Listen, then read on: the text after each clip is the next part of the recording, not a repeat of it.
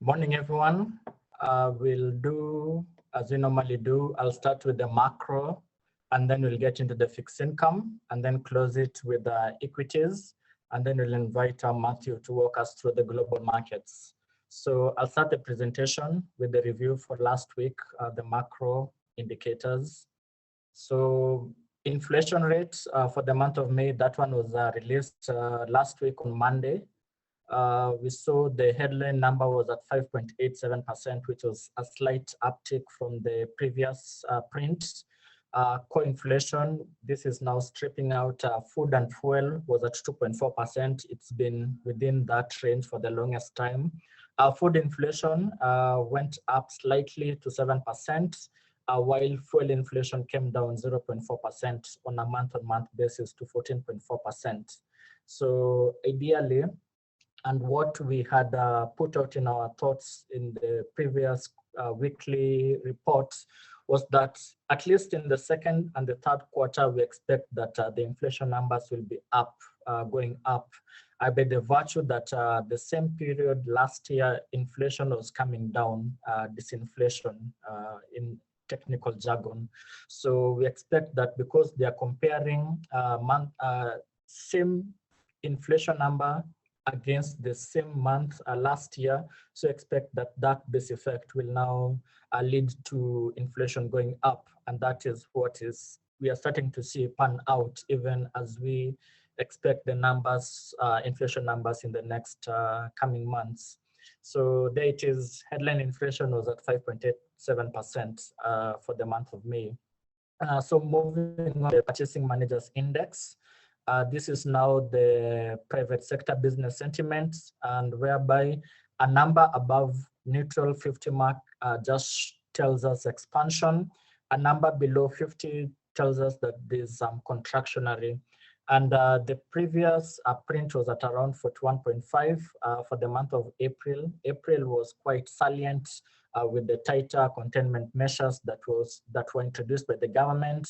5 counties were more or less in lockdown, and there was that minimal movement between amongst people and goods amongst these 5 counties, and that had a negative knock in the private sector business sentiments at 41.5. But then come to May, it bounced back to 52.5, which was just expansionary, into expansionary territory. At least a number of some of the sub-indices jumped significantly, new export orders, new outputs, and also employment, which is 20%, 30%, 25%, and 20% respectively of the sub-indices components. But having said that, this is just my view. Looking at the PMI, it's not, it's an ordinal ranking, in the sense that if you see in the month of April, in as much as it went down to 41.5, looking at the tax collection in that month, April, we saw it spiking up to, I think a few weeks ago, we were looking at those numbers. It was at a record, at least in this year, it was at record level high.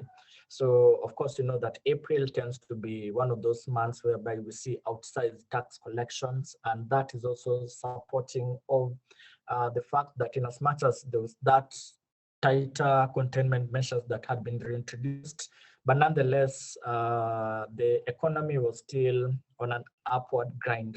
It's just that the sentiment was a bit knocked down because of the containment measures.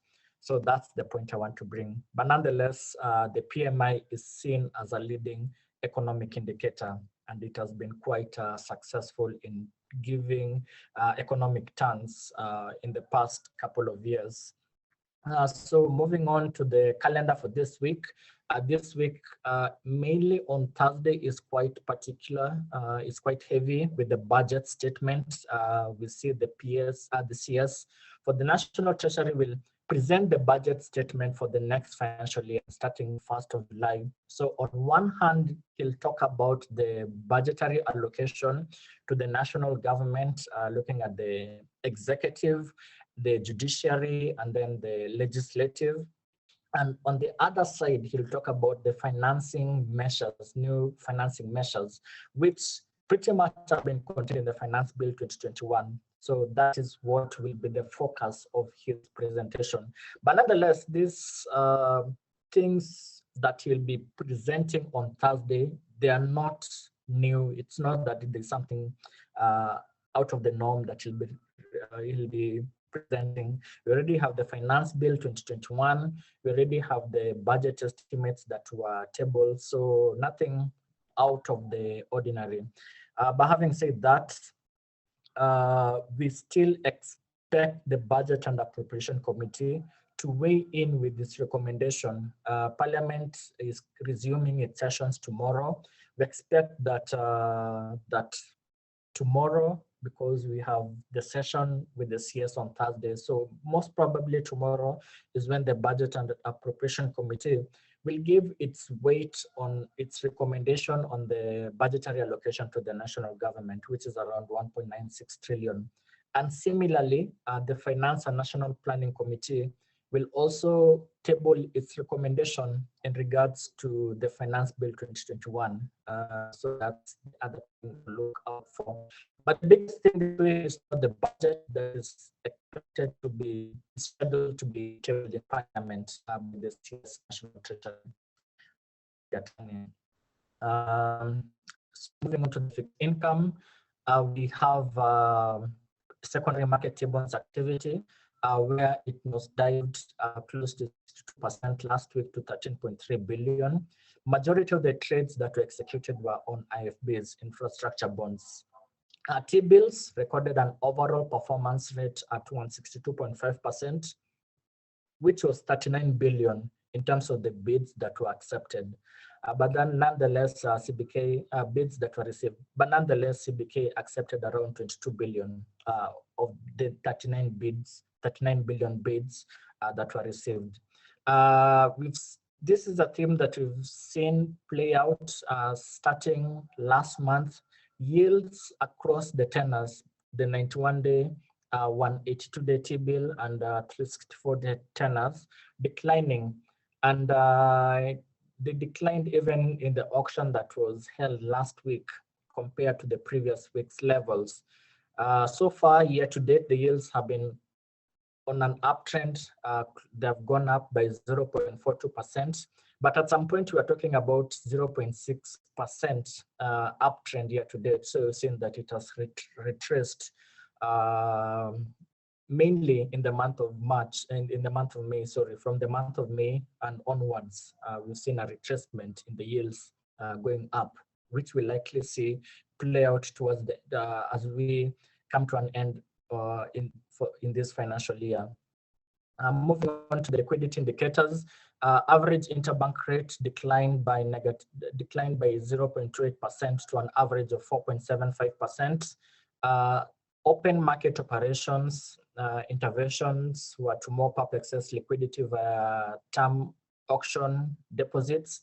And last week we saw over and above the 7-day tabs that have been issued. We've seen 14-day, which was a theme salient in the previous week. Last week we saw 21-day TAD being introduced, and also the 28-day TAD being introduced on Friday session.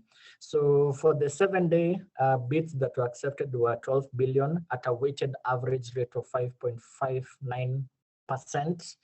14-day TAD bids that were accepted was 19.78 billion at a weighted average rate of 6.18%.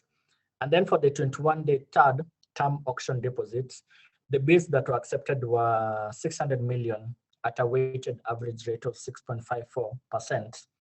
So I think by and large, as a way to mop up excess liquidity, so I think the APEC Bank, central bank, is now introducing new long tenors so that the rate could, at least they can be able to manage the rate in the third market as opposed to the interbank market. So that's the overall assessment in this interplay between interbank and also the open market operations. Our calculations for the net domestic borrowing, we are at around 447 billion, which is roughly 83% of the revised 540 billion. Nonetheless, as a qualifier, our numbers still lag where the CBK is due to some adjustments, but these adjustments, we get them with a lag. So, but as for analysis, which is basically how we come up with the net domestic borrowing, we just look at what has been accepted by the CBK, and then we net off whatever redemptions, and then we sum it up since July last year all the way till the end of last week. So it's at 447 billion. So moving on to this month's primary, the central bank announced the 2 bonds that will be reopened and which will act as this month's primary bond issues. So the first one is the FXD1 2019-20, which is the first 20-year bond that was issued in 2019. The second one is the first 20-year bond that was issued in 2012. The target that the CBK is seeking from this is 30 billion. And then because these bonds are about 10 years, they are attracting withholding tax of 10%.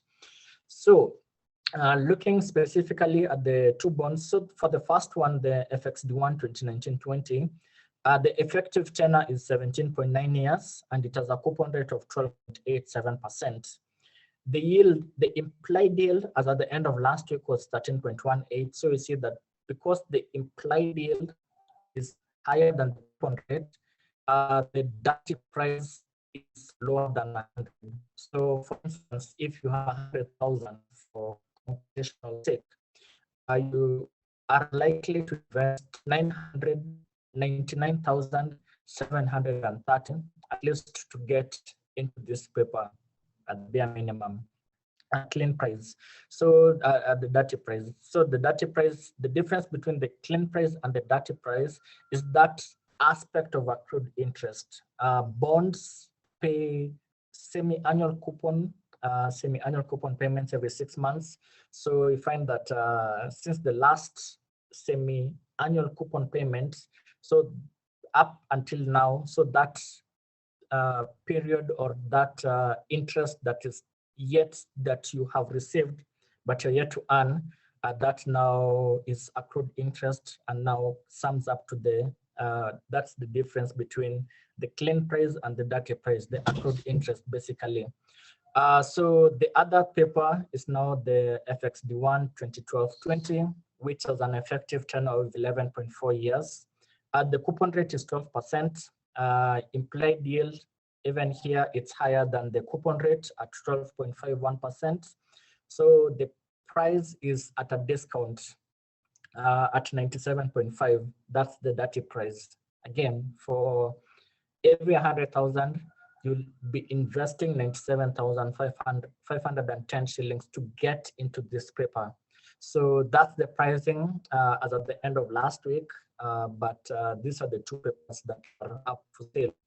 I can see that both papers are discounted, just telling you that they are not as attractive compared to other comparable papers, which will have been whereby the dirty price will be above 100 or will be trading at a premium. So perhaps that's the rationale for the CBK now to at least bring up these papers at this point in time. I remember that even going back to the previous slides that I mentioned about the T-bills, the yields have been coming down. So that is telegraphing to the market that the CBK has already more or less, it's in comfortable place in terms of its domestic borrowing trajectory. So even during this June primary bond issue, the quantum is 30 billion as opposed to the 50 billion that you're used to, 40 billion that you're used to. So more likely than not, it's just sending signals that it's at a comfortable place. So it has the latitude to reopen these papers that are not, quote unquote, attractive to the market, quote unquote. Don't quote me. Anyway, so a week's trade, we're looking at a short tenor paper, 5-year paper. This paper was issued in 2019, so its effective tenor is around 3 years. We're looking at levels between 10.3 to 10.4%. The rationale is because of these longer tenor papers that have been issued for the June primary bond issue. We have 11 years and 17 years. So focus in the market also is now to be able to, quote unquote, reduce their duration or to look at the short tenor papers. So we are quite, we like this FXD1 2019-5 at 10.3%, 10.4% levels. Let me stop there. So get into the equities. My colleagues can chime in from here.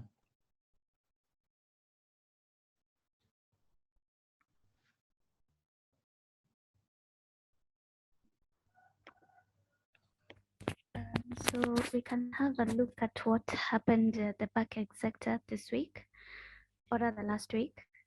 So the CBK emergency measures on restructuring of loans expired on Thursday after it had been extended from March 2nd, 2021. This extension applied to the borrowers who had loans that were performing before March 2nd, but they were restructured and subsequently went into arrears. So as at the end of February 2021, the outstanding restructured loans was valued at 569 billion, which is 19% of the loan book. So it's important to note that the loan restructuring progress, rather restructuring program, was a progressive process where banks engaged their clients over the period from the March 2020 to March 2021. And for example, Equity Bank indicated that of the 171 billion restructured loan book, 59 billion has already resumed payments, and they expect the moratorium to expire, or rather to intensify expiry in the following 6 months to come to about 66 billion. So banks have been accepting restructures based on their one-on-one relationships with their clients to enable them to manage the NPLs, the non-performing loans in the short term. KCB, for example, had stated that in March, they would allow restructures for the most distressed clients for a further year. And Stanbic also stated that in March, it would restructure loans on a case-by-case basis.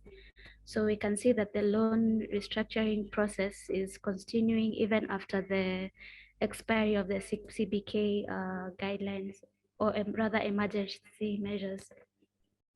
So our stock pick for this week is KCB with a target price of 47.79. So shareholders had approved the acquisition of Rwanda's BPR and Tanzania's Bank ABC. And it's estimated that this will cost the bank about $56.9 million. So we've seen that KCB's subsidiaries outside of Kenya contributed around 909 million in Q1 profit before tax. So we're looking at this regional expansion as a method of diversifying their revenues going forward. We also noted that in the 2020 bank supervision report by CBK that was released in May this year, it indicated that Rwanda contributed the highest earnings at 3.26 billion. So we can see this as a positive move that is going to diversify and increase its revenues going forward. And that's what I have from my end.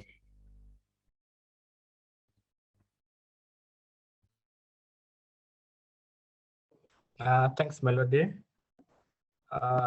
Wes, I don't know if you have anything. Good morning to you. I have something on Safaricom. From a call we had with Safaricom on Wednesday, we learned that the Ethiopian venture will not affect Safaricom's dividend payout ratio, which stands at 80% of net income.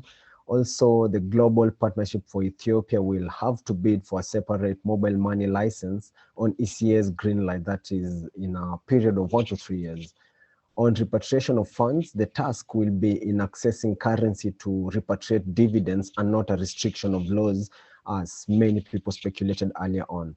Also, Safaricom completed their $850 million payment for the license on Wednesday, which they were required to do within a fortnight.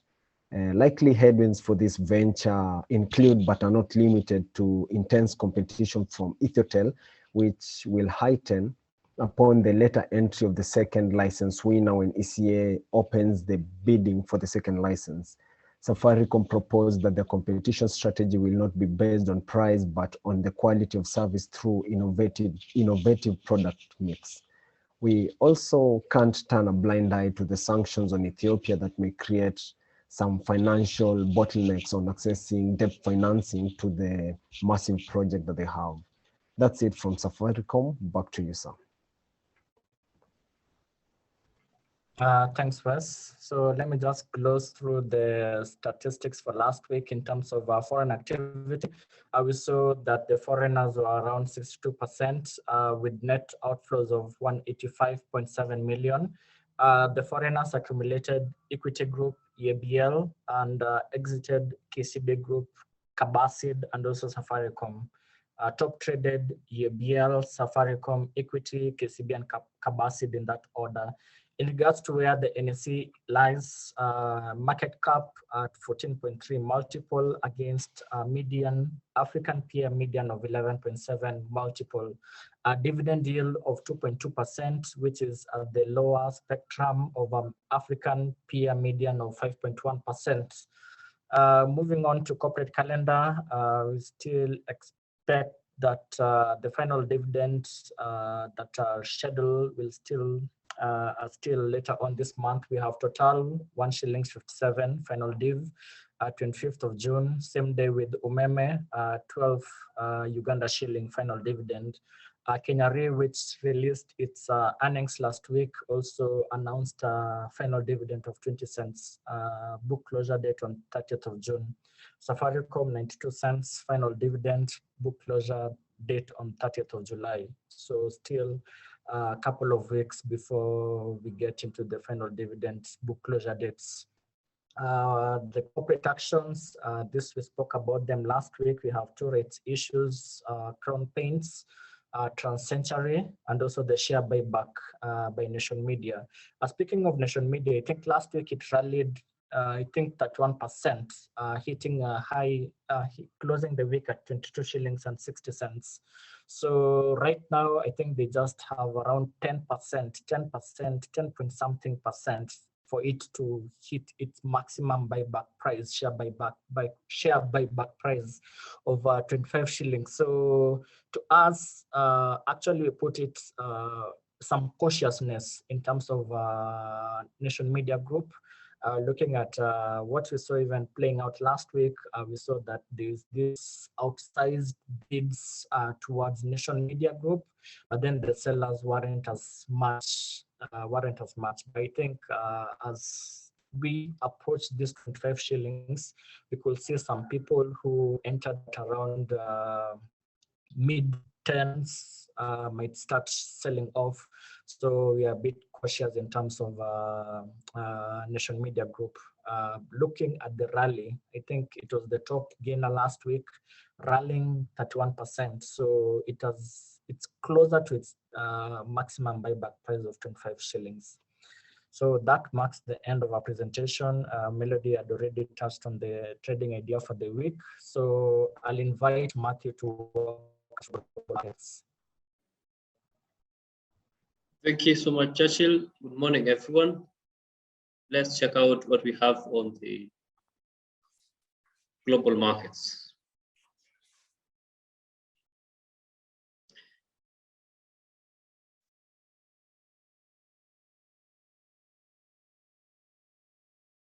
All right, so starting with last week's recap, last week's calendar was quite packed. There was a lot of high impact events lined up last week, and we saw quite some volatility on the US dollar. So that one was amid mixed economic readings from the US. So the ISM manufacturing showed a better recovery of the US. The NFP missed expectations. And that's what caused a lot of volatility in the gold. And you see the gold price is pushed quite high after a drop which had already preceded. The oil prices also went to their highest level since 2018, because OPEC had agreed to continue with the existing easing of the oil output, of course, relative to the demand in the markets. And the recoveries in the economies is likely to drive the prices of oil, as you know, as a commodity, something which is very much influenced by the demand and supply forces. US dollar, of course, hit a 6-day high on Thursday, but again moved sharply lower, especially after the miss of the employment data for the US. That's what was rocking the markets last week, especially as from Thursday, the last 2 days of the week, Thursday and Friday, a lot of volatility was experienced. So moving ahead this week in the economic calendar, not quite much packed, especially for today and tomorrow. So today the markets are opening up a little bit, not very volatile, but we're looking up to see already the China trade balance, as this data has already come up. Japan GDP, that's what you need to watch out for. The US and other big currencies like pound and the euro, we don't have big events coming up today, so might be a quiet day. On Tuesday, check out for the trade balance on the US. Of course, anything coming up from the US right now with what we're looking up as inflation and overheating of the economy, and still the Fed's holding up, not giving a clear direction on whether what they're going to do about the inflation. We're still going to see some volatility whenever we have data coming up from the US, either missing the expectations or maybe exceeding the expectations. Is really going to have some influence, but probably might be short-term up until we find the direction that the Feds are taking in terms of inflation. And here we're speaking about the quantitative easing and interest rates. So this is what we have on the calendar. Wednesday, check out their Bank of Canada, and then of course the US 10-year bond auction. It's quite important we see where the bonds would be moving, because it's sometimes used to measure it actually influences the direction that the stocks take.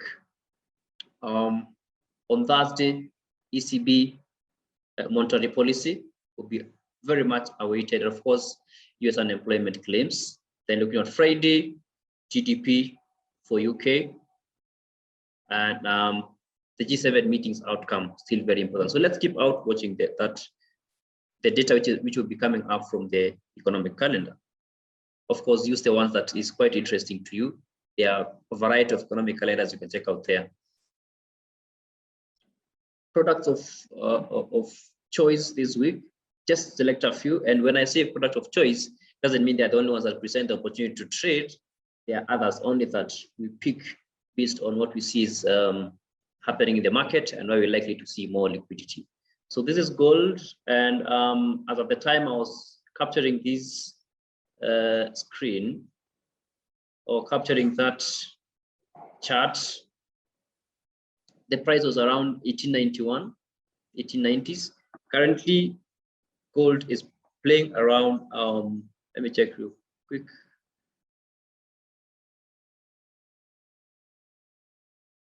Gold is still hovering around 1884. Right, so you see it's shy of the 1890 area, and that is very critical. If it's able to hold above 1890, above the moving averages, as you can see, then it's likely to go and test the highs of and if it's able to maintain above 1900 as well, might test the highs of 1915 and maybe move a little bit higher. But remember, there are worries about the inflation, and likely if the US moves to rein their quantitative easing or to try and reduce their purchases, then of course that's going to affect gold prices negatively, and we're likely to see downward move if that one happens. So key support level is at 1855. Okay, 1855. So if there are moves to try and cut down on the quantitative easing and the purchases, then likely the gold will start going down, because of course it means strength for the dollar.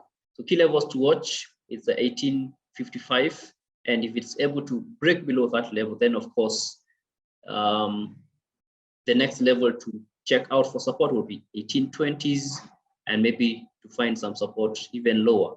But that one is likely to come into effect if we see a bold move on the US interest rates and the quantitative easing. That is for the gold. Moving forward, Euro USD, as you can see, it's been on a very nice uptrend, and currently it's around 1.21 area. So it's found support last week on Friday around 1.2100. Yeah, and it's struggling to maintain above the moving averages, right? Any moment it's able to maintain above the moving averages, above the 1.216 area there, then of course we're likely to see it go and test 22300. If it breaks that level, then of course 22700. Those are technical levels, but if the strength of the dollar prevails, then of course we're likely to see this pair even moving down further, maybe to test the levels of 2100, which is holding as the main support level, and maybe then see the downside of 205. But currently it's trading like on a range, okay, between 1.21, just like it's been holding 1.211 all the way to 1.227. So we just have to watch and wait, see if it's going to maintain above the moving averages. Then we have more traders will have more confidence to get in long. Of course, the ECB rate decision and the monetary policy is going to come in handy to give a little bit of direction on the movement of the euro. Moving forward to the earnings, still we have companies giving their earnings report.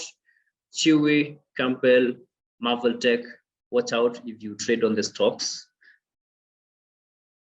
And then for the ones who are lined up for the dividends, we have the list there on Tuesday, Norton, MGM, CME Inc., Devon Energy, NVIDIA, quite interesting on Wednesday. So check out and see how they come up and see whether you can get a good position out of this. That's what I have for today. Any questions you have, bring them on. Over to you, Damaris. Thank you so much, Matthew, and welcome back. It's nice having you here. Thank you. All right. Good morning, everyone, again. I'm sorry about the technical issues I was facing in the morning logging in, but such as it is, we are happy to go into the Q&A. So I think we'll start directly with you, Matthew. Ian Wangai was asking about Iran still facing sanctions, meaning that we are still missing out on their supply. And also, since the oil global demand went to very low mid last year, OPEC has not increased oil supply to date, with now economies globally opening up and increasing demand. These factors show an increase in oil price. So what is your target price for oil? That's a question from Ian for you, Matthew. All right, good question there. And as I started saying, is that oil is a commodity. It is mostly influenced by supply and demand.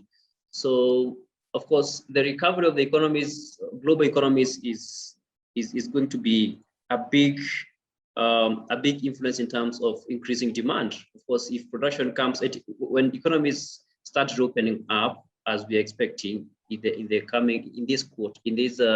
half, then it means higher demand and, of course, higher production. But something else very interesting for oil is that sometimes when it becomes quite expensive, then it becomes, it brings down production, because then it means that it's expensive to produce, right? So oil is most of the times it is going to be maintained at maintains within a range.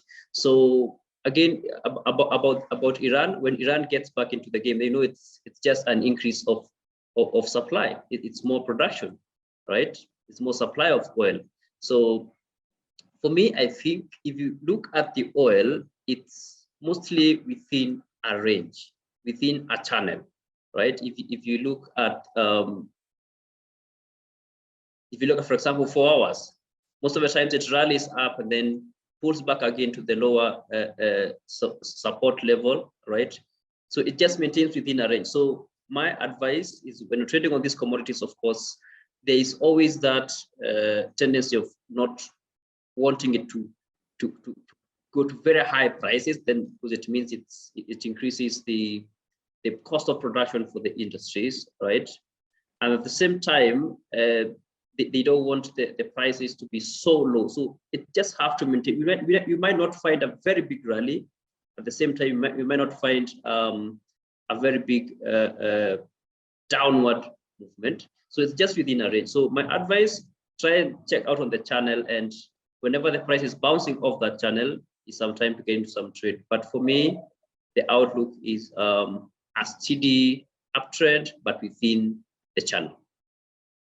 Okay, thanks, Mathew. So it's trading within a range that you recommend.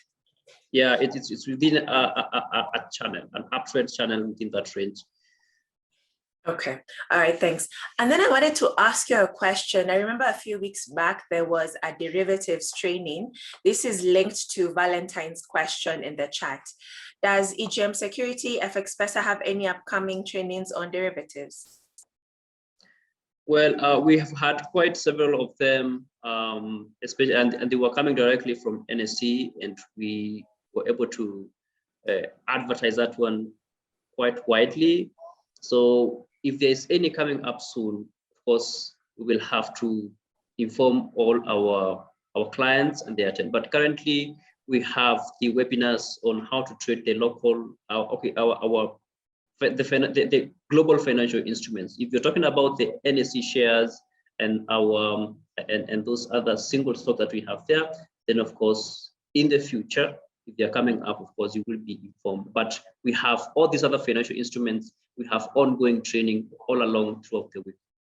Okay, all right, thank you so much, Mathew. So Valentine, the best bet is just to keep track of FX Pesa EGM Securities trainings, as well as those for Genghis Capital. There aren't any available at the moment, but they are in the plan for the future. We have a question from Facebook. We are on Facebook Live, and this is a question directed at Churchill. The concern here is why there is a lot of reopening of old bonds instead of issuance of new ones. Churchill, would you care to comment on that, please? Wow, interesting. Ultimately, even in terms of the reopening of bonds, the issue here is now to increase liquidity of those bonds that are being reopened. But having said that, the overarching theme is now to have longer tenor bonds.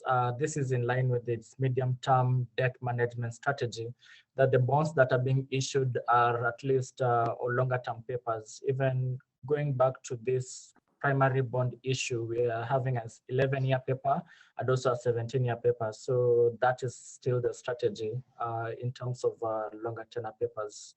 So they're just looking at the bonds that are already with reopenings. You already have something like an indicative value. You know where the coupon is, you know where the bonds have been trading. So there's some institutional quote unquote memory in terms of where the pricing will be. Like now, a new bond whereby now it's a bit hard.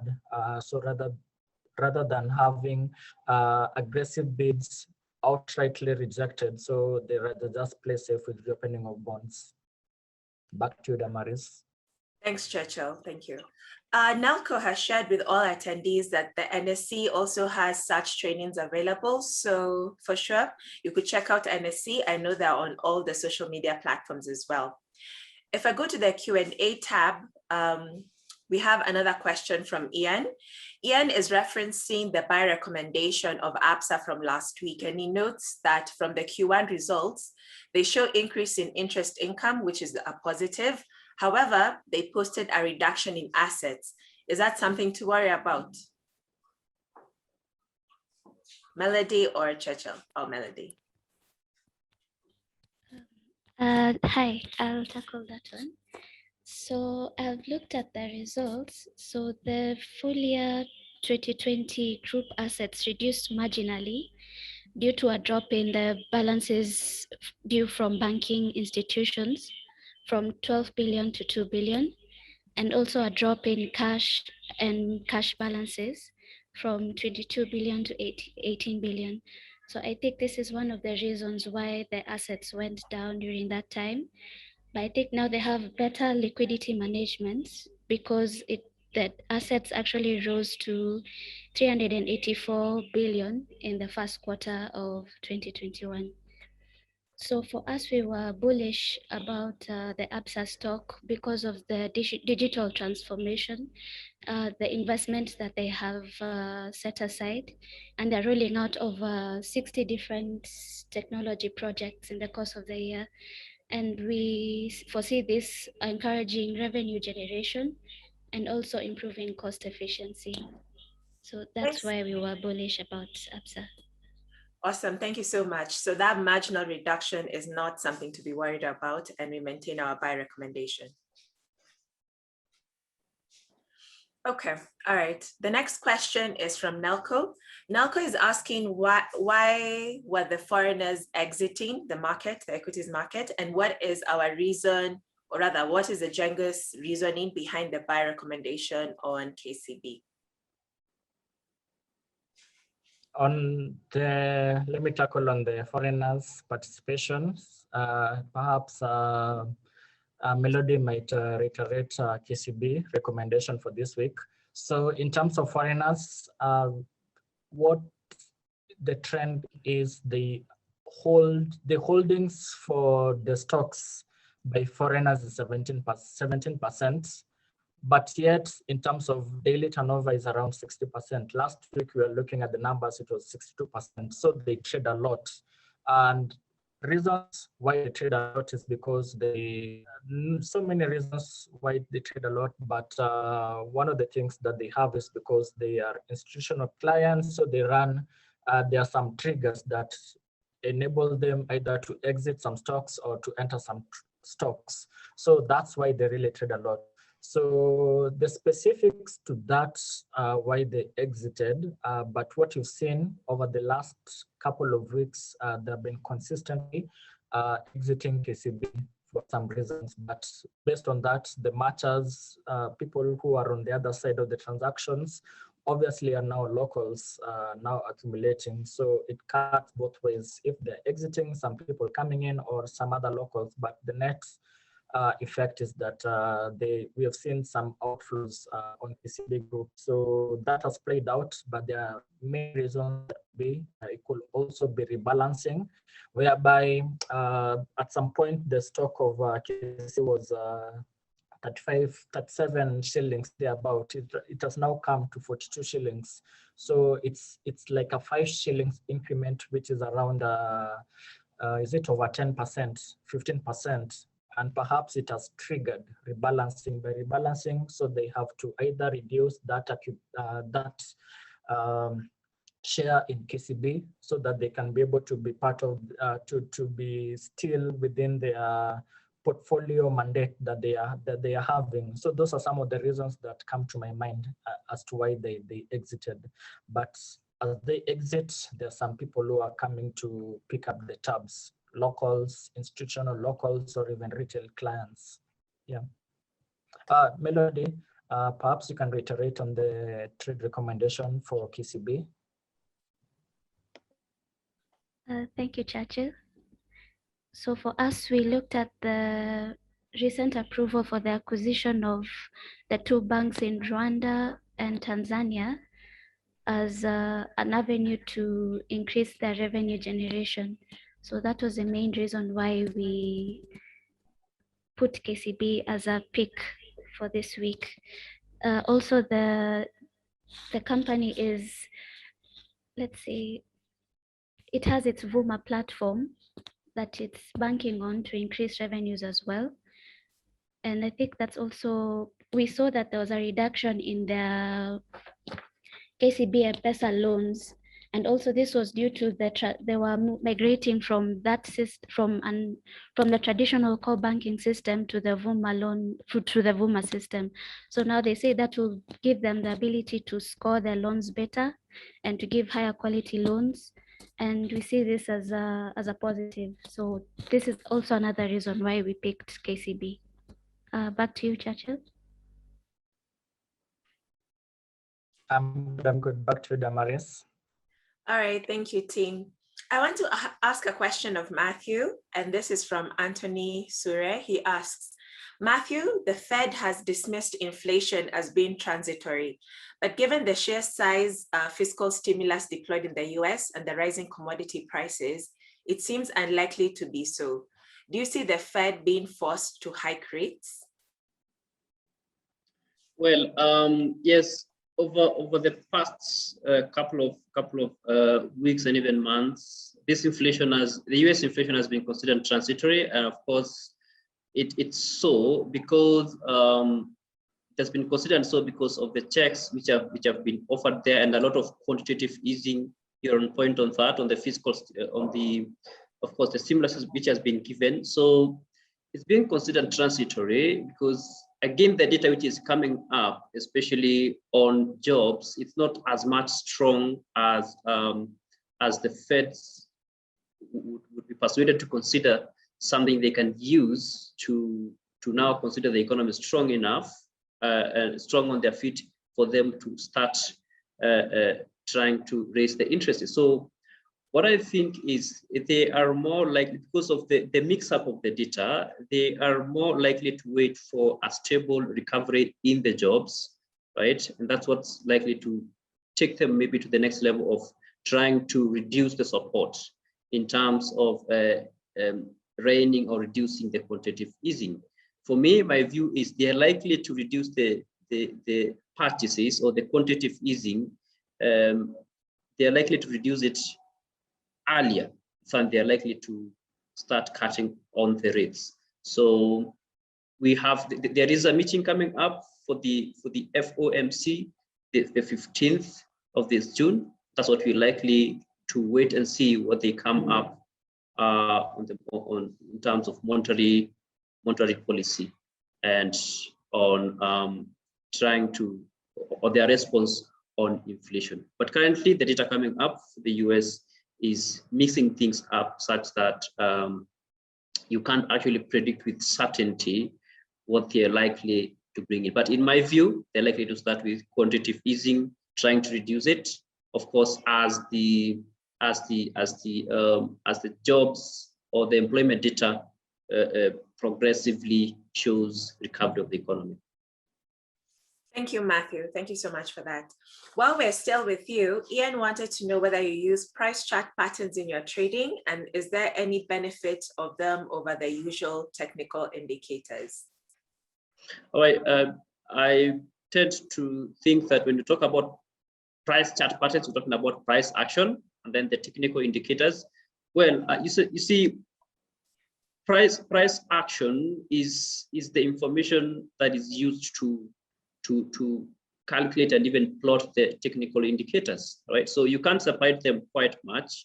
So yes, I use all of them. Of course, there are key price patterns you would not ignore, right? Key reversal patterns like, let's say, for example, engulfing candlestick patterns or pin bars. So those reversal patterns, you cannot ignore them. But in the same way, I also use technical indicators, especially moving averages, because they show the trend.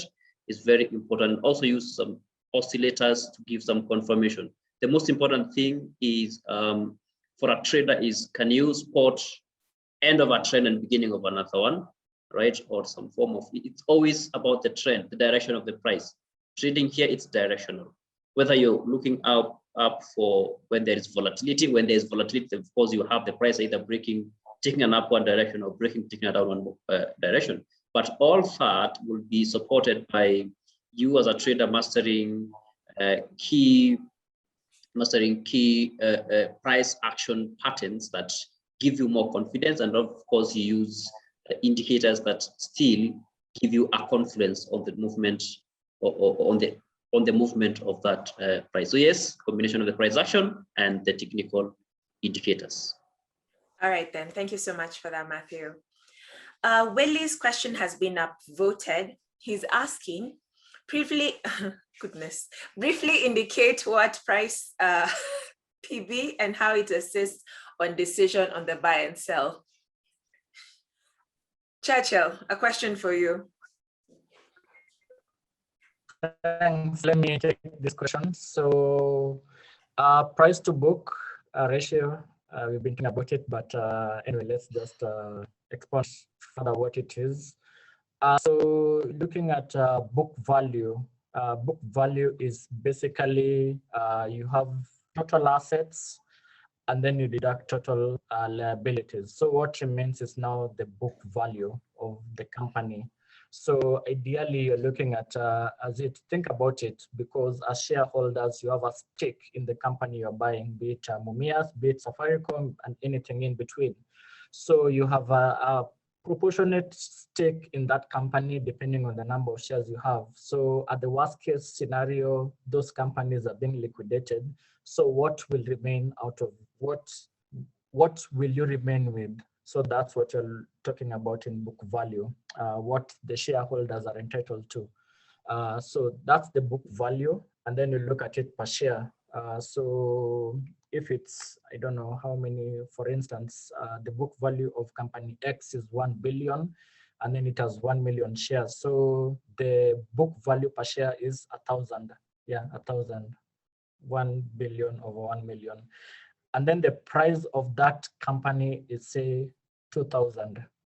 So you find that the price to book is 2 times multiple, is a 2 multiple to the price is twice the book value. You get?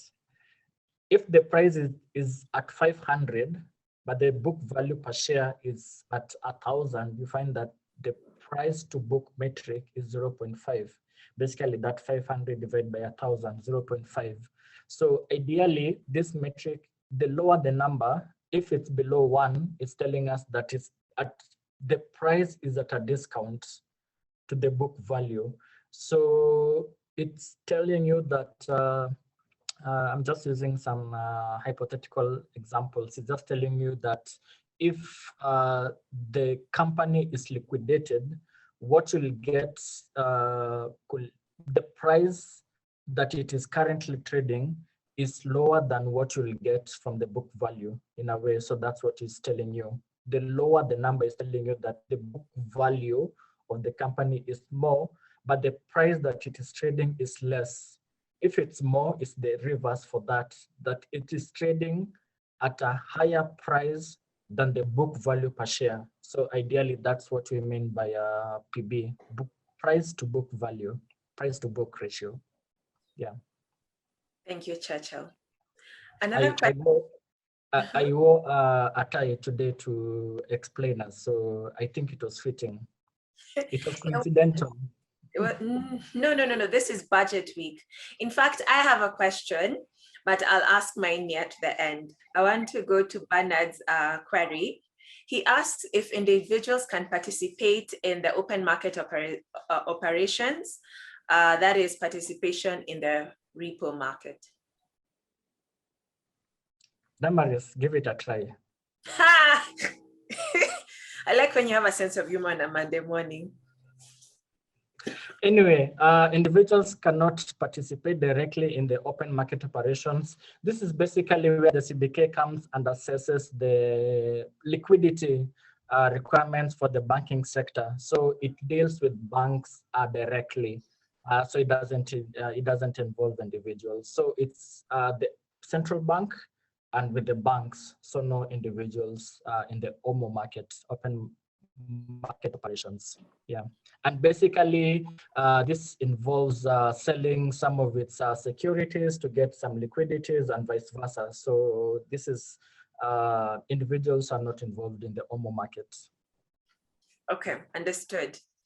Last week, we spoke about Hima Cement bidding for the infrastructure project for the oil pipeline from Tanga to Uganda. And this will increase the revenues for Bamburi. But in Kenya and Tanzania, there's been no numbers to show. So is Bamburi still a good buy? This is a question from Ian. I remember this chart from last week when we were talking about cement. Well, Hima Cement is expected to profit from the pipeline project in terms of volume output, but that's on the price function. On the revenue, we have to wait for the company-specific numbers to come out because what the industry reflects may not be what the company benefits. Just like what Warren Buffett once said, it's only when the tide goes down that you know who has been swimming costumeless. So we have to wait for the numbers to really know how the company performs. But on Bamburi, based on the recommendations given before, I think it's a speculative buy. Mr. Churchill, anything you have to add? Let me chime on that. Thanks, Wes. In terms of the fundamentals, looking at the industry stats in terms of cement consumption and cement production, I think cement consumption production last year went up 24% year on year. Cement production was up 23% year on year. So even against the backdrop of COVID-19 pandemic, we saw that these sectors, there were some activities going on.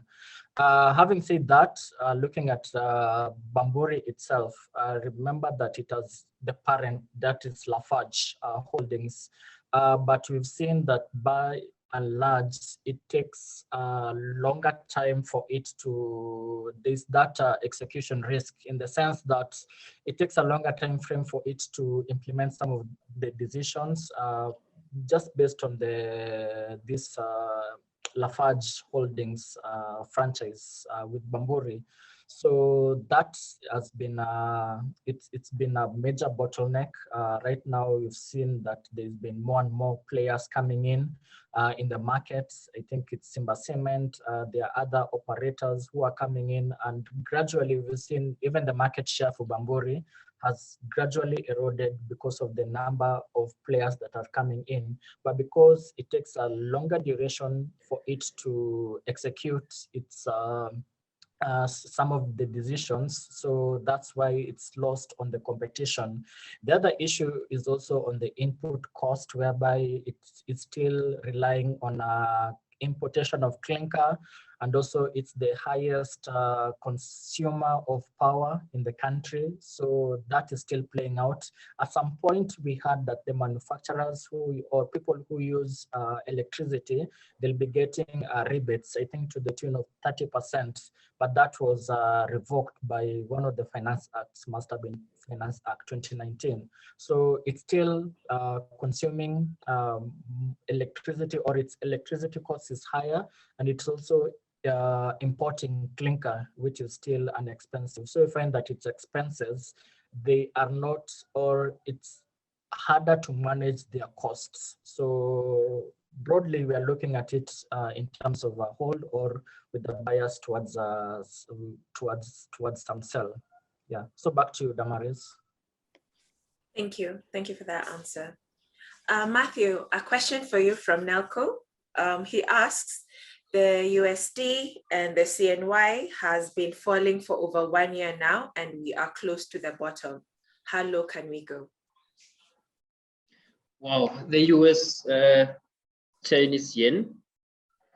So I think this is based on, you see, whenever it comes to the US and China, they have their own issues they're struggling with when it comes to like trade tariffs. But of late, it's like those barriers they're like lifting them off because they've been having talks and being considered. Like previously when I was reading, it's like they have been holding conversations that are a little bit more candid now than the beginning of the year. So on the Chinese yen USD, it's not been on my radar so much, but I think as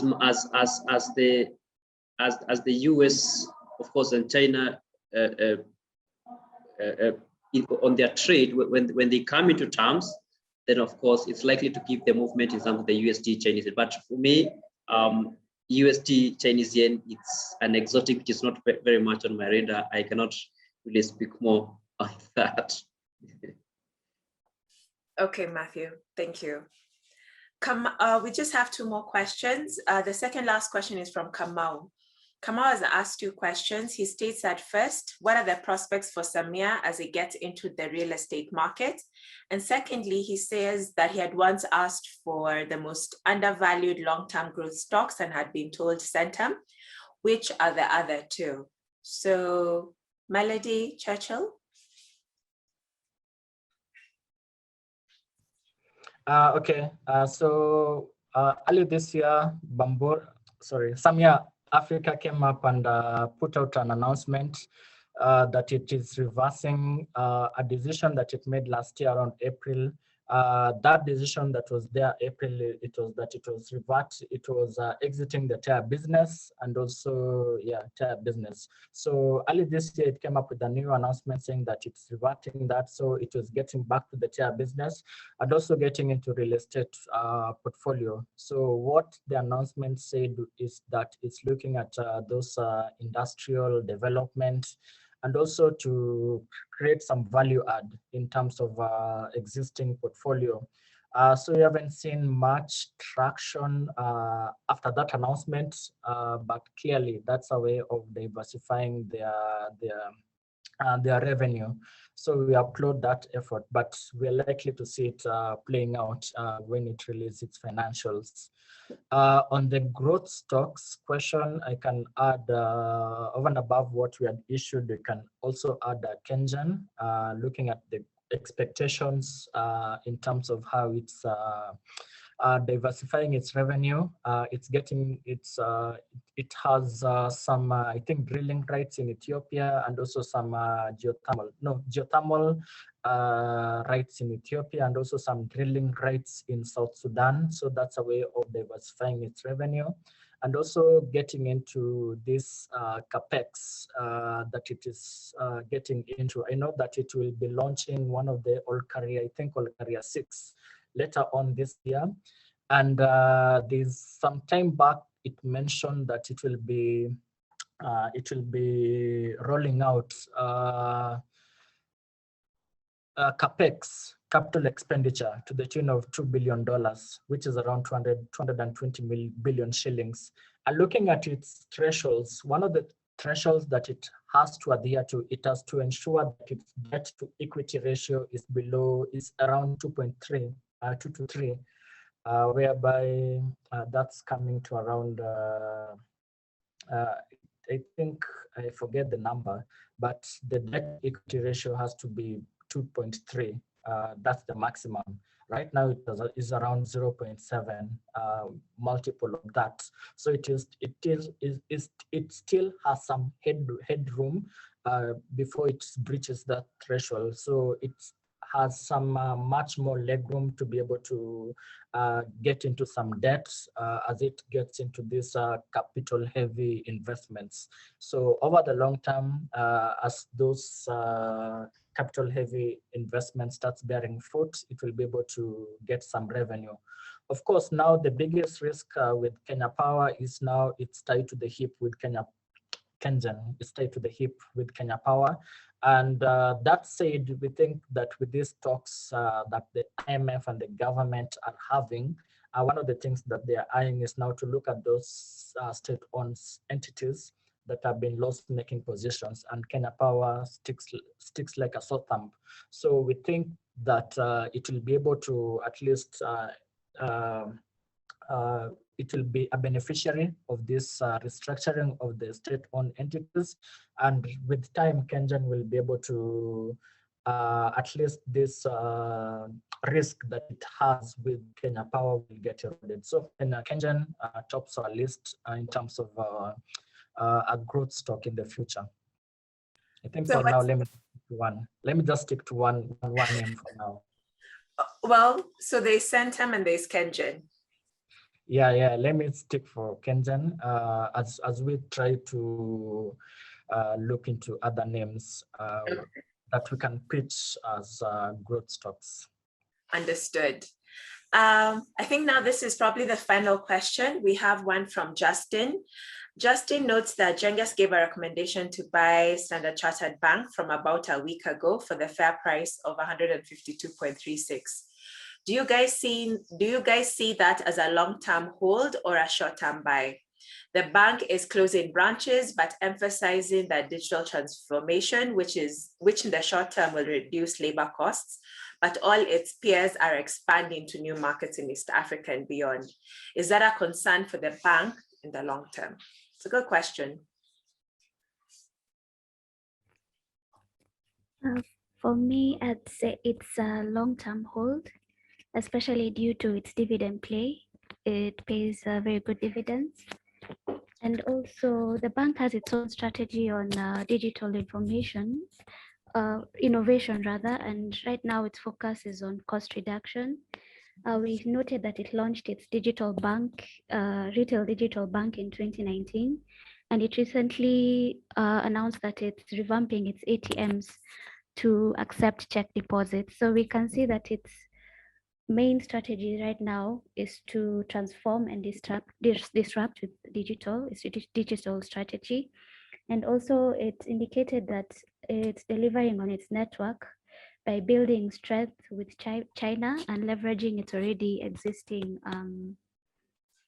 let's say it's already a unique footprint across the globe. So I think right now, it's not really an issue to them that their peers are moving to the region, expanding to the region. For them, basically, they're focusing on the digital strategy and the digital transformation.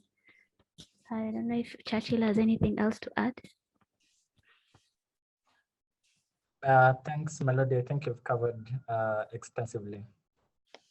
Awesome. So it's a long-term hold. Thank you so much, Melody and Churchill. I think my question for Churchill, who's all dressed up today, is probably about the budget.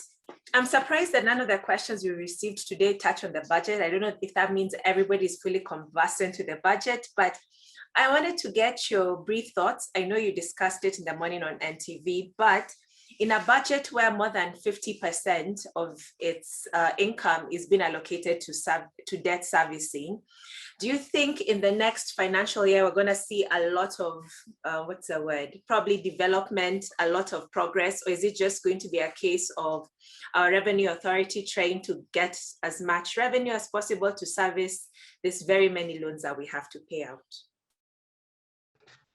Thanks, Damaris. So let me start by breaking down this budget, this whole budget expenditure. So we have, let me start with the easier one. We have what was allocated to the counties, that is 370 billion.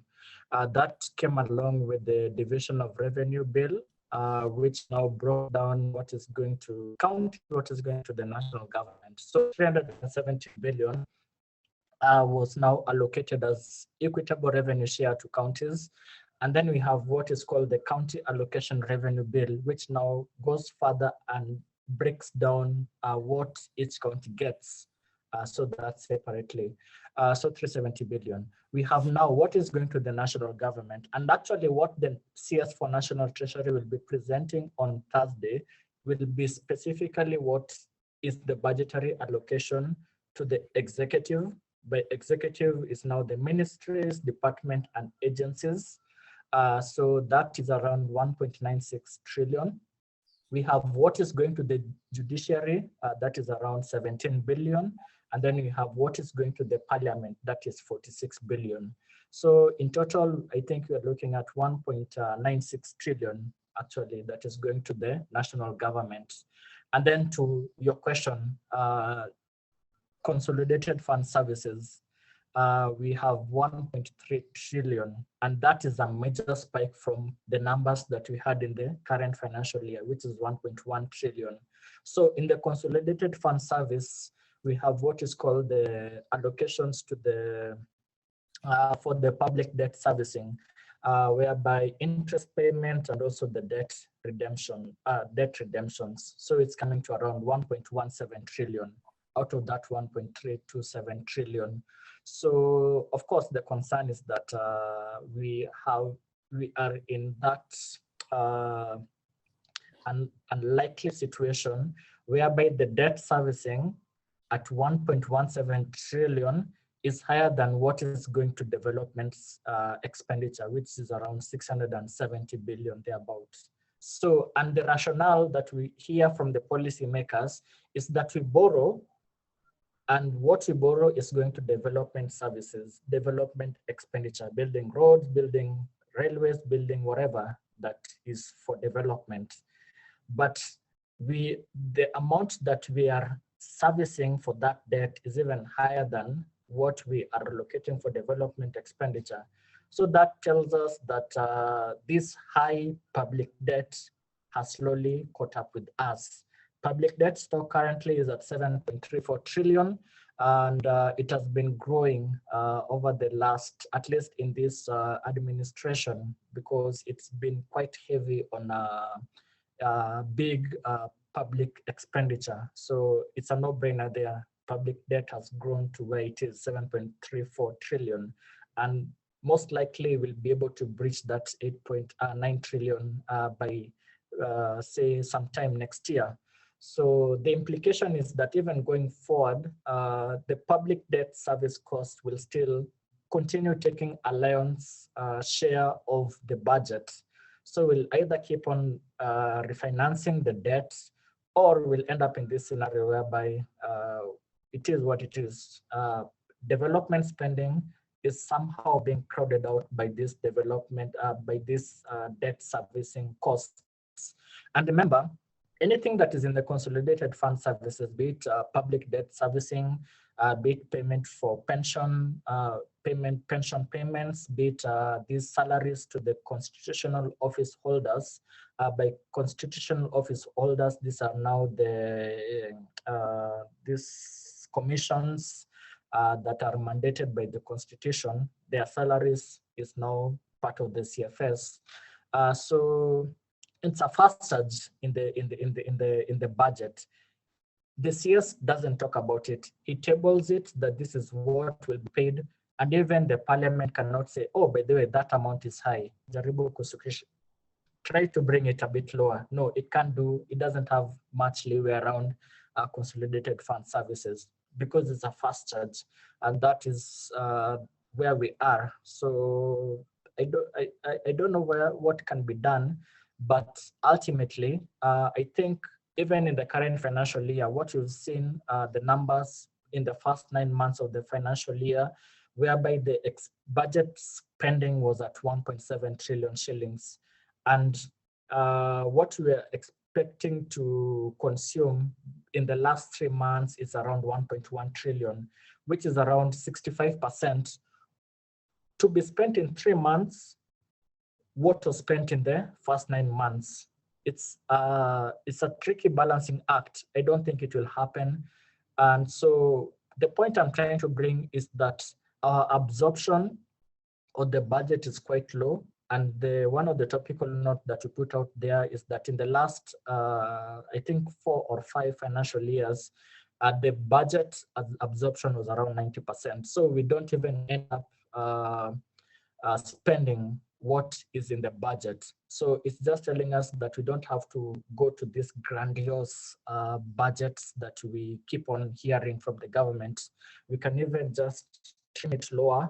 And then with that, we can even have a lower deficit financing, which will be able to reduce the public servicing cost down the road. It was short. It was. Okay, yes, it was short. It was definitely shorter than the actual budget being read on Thursday. But yours was also understandable. So thanks so much, Churchill, Melody, Wesley, and Mathew. I know Churchill is going to have a lot of media interviews this week, so we'll be looking out for them so that he can break it down to something digestible. Mathew, thank you for joining us this week and giving us a perspective for the global financial markets. It's not all just about what's happening in Kenya. There are opportunities in different parts of the world for the savvy investor. Thank you for everyone who attended our webinar and for the attendees who have shared very interesting ideas and compliments in the chat. Thank you for that. We'll meet up next week, Monday. Hopefully we'll have lots to discuss. Until then, have a great investing week and take care.